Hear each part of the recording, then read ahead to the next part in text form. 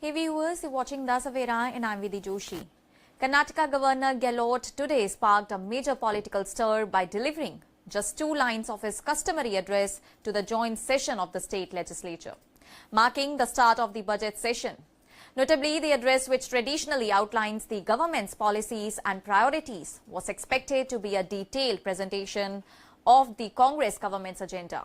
However, the governor objected to several paragraphs in the speech that referred to the controversial legislation aimed at overhauling the MGNREGA scheme, arguing that all these portions amounted to government propaganda.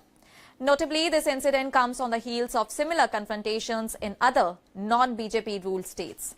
Just a day earlier, Tamil Nadu Governor R.N. Ravi had walked out of the state assembly without delivering his address, citing inaccuracies in the draft speech. Kerala Governor Rajendra Vishwanath had also reportedly omitted parts of his address, with Raj Bhavan claiming that his suggested changes had not been incorporated in the government-prepared text. The Karnataka episode unfolded amid heightened tensions between the governor and the state government. The Congress government had also prepared a speech that included 11 paragraphs critical of the central government, particularly in relation to the proposed changes to the MGNREGA scheme, as well as issues such as fund devolution. The governor reportedly demanded that all these sections be deleted, which led to a standoff. A delegation led by Law and Parliamentary Affairs Minister H.K. Patil, along with Advocate General K. Shashi Kiran Shetty and the legal advisor to the Chief Minister A.S. Ponna, met the governor on Wednesday evening in order to resolve the impasse, but the situation remained unresolved. Speaking to the reporters today, Patil emphasized that under Article 176, subsection 1 of the Constitution of India, the governor is required to deliver the address prepared by the government in full.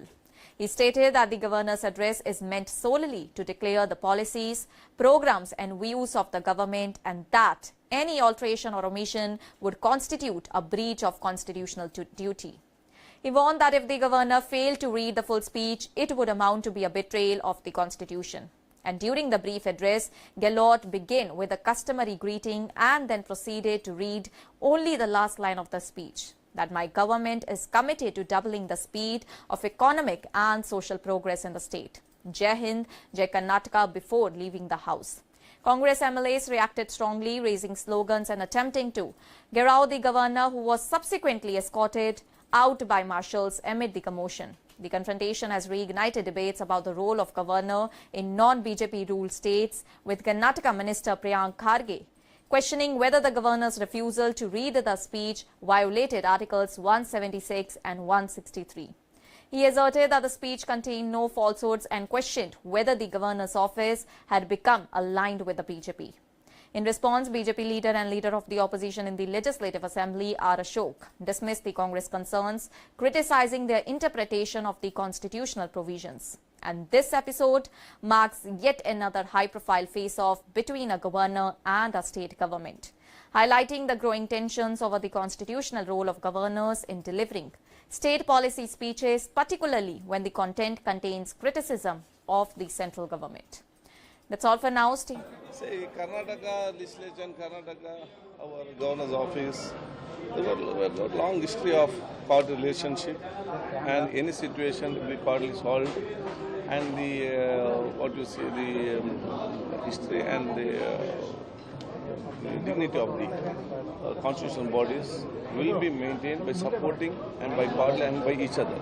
So I'm very sure that it will run very well and will be a model to the entire country. Sir, in fact, the governor had apprehensions about some portions of the speeches where he said G. Ramji bill was being criticized. I don't want to read that part. What do you have to say about it? See, government office is a constitutional body office.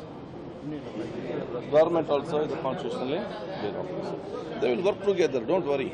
It's a conflict, sir. Now at present it's a constitutional conflict. वो हमें क्या बोलते हैं सौहार्द है अच्छे से बात वो शब्द कैसे आते हैं नहीं आता आप कैसे बोल सकते हैं अगर वो नहीं आते तो क्या कोर्ट अगर क्यों आपको उम्मीद है कि वो हमको उम्मीद है गवर्नमेंट और राज्यपाल एक साथ एक देश के संदेश देगा कैसे एक साथ साथ एक स्टेट को आगे बढ़ना है। ये हमारा कर्नाटक का हिस्ट्री है, कर्नाटक का संस्कृति है। Is it a conflict between government and the? Is it a conflict between government and the? तो उस पर कर रही है, आपको कोई बोला? आपका नहीं, views cannot be news. News has to news. Sir, is it a conflict at present? Is it a conflict between governor and the government? I said no. I said no conflict at all.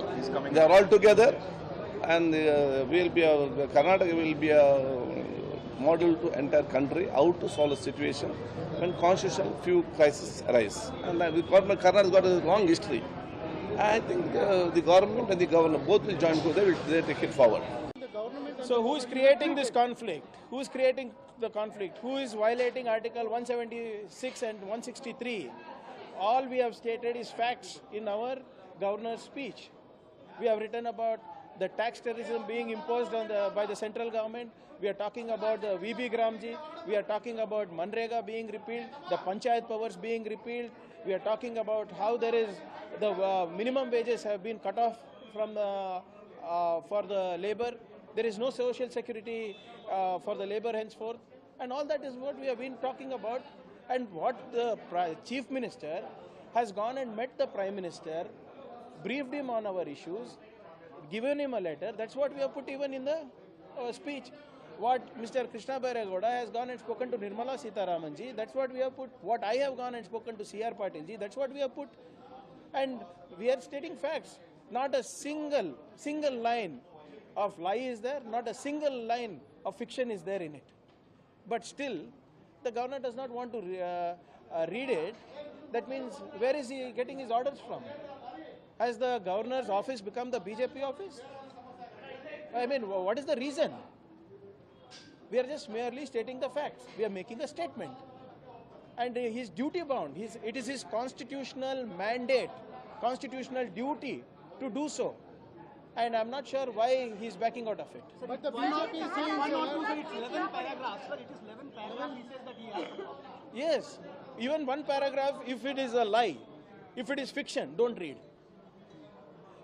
What are those 11 paragraphs that is already being debated in public? The same paragraphs have been submitted to the Honorable Prime Minister. The same paragraphs have been submitted to the Finance Minister. The same paragraph has been submitted to the RDPR Minister. What is wrong with it? It's already in public domain. And he's merely stating the Karnataka's concerns about it.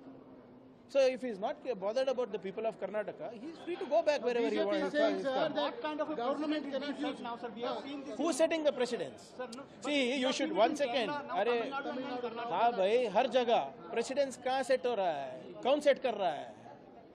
Who is the one who is denying to speak? Who is the one who is denying to do his constitutional duty? Who is the one who is getting away from his constitutional mandate? Is the government doing it? No. 11 paragraphs which he is refusing to read. If he refuses to do so, we will put forth. You decide. Let public decide whether those paragraphs is fact or fiction. You can you are so very clearly the governor seems to be taking orders from somewhere. So is he independent? Is he constitutionally free? So let him answer.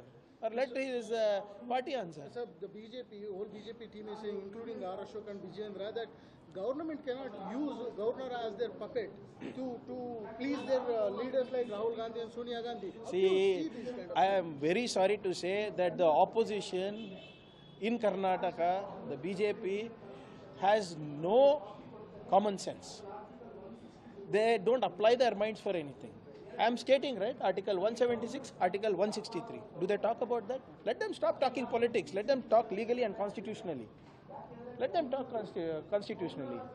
I mean, what can you answer if they are going to talk like that? If they are going to talk foolishly, it shows their capacity. We are very clearly stating the facts. The 11 paragraphs that we are putting across, the BJP is answering. Why are they answering on behalf of the governor? The governor is quite capable. But will it not become a new precedent? Who is setting the precedence? Is government setting a precedence? Okay, no, 1 second, sir. Please clarify to me, whose constitutional duty is it to read the government's speech? Whose constitutional mandate is it to read the speech provided by the government? Is it the government's or is it the governor's? Who is guiding governor, you feel, sir? The governor acts upon the guidance and aid of the Council of Ministers. That is what the Constitution says, and we are guiding. And like I said, the 11 paragraphs, is it a fiction or facts? That's all we want to know. Will government sort of legal remedies, sir? Because now if it doesn't turn up... We will see. I believe the governor is coming today now. Let's see how things pan out. Thank you, sir. Thank you, sir. Say, Karnataka legislature and Karnataka, our governor's office, there were a long history of court relationship, and any situation will be courtly solved. And the history and the dignity of the constitutional bodies will be